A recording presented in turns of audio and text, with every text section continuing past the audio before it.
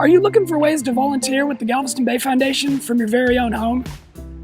Do you have a home with a bulkhead, a pier, or a dock right on Galveston Bay? Do you have 1 hour a week to contribute to the restoration efforts of the Galveston Bay Foundation? If you said yes to these questions, then volunteer oyster gardening might be right for you. Howdy, I'm Michael Niebuhr, the Habitat Restoration Coordinator for the Galveston Bay Foundation, and I'd like to take a few moments to talk to you about our volunteer oyster gardening program. So what is oyster gardening? Well, it's this, and this, and this. Oyster gardening is the use of recycled oyster shells from our oyster shell recycling program to collect new oyster growth for the use in reef restoration projects throughout Galveston Bay. And how does it work?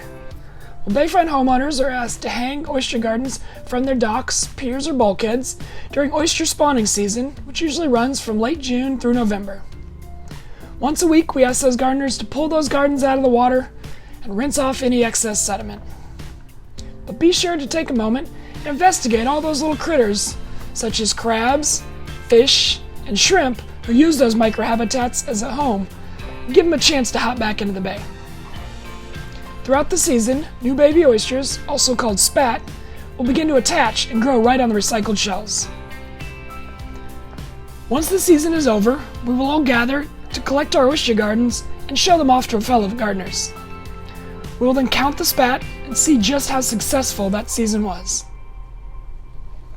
Afterwards, all the shell and new oysters will be transplanted onto reefs throughout the bay, allowing all those new oysters to colonize together and help restore Galveston Bay's oyster population.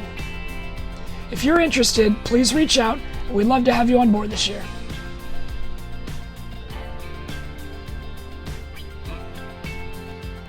Thanks, and happy oyster gardening.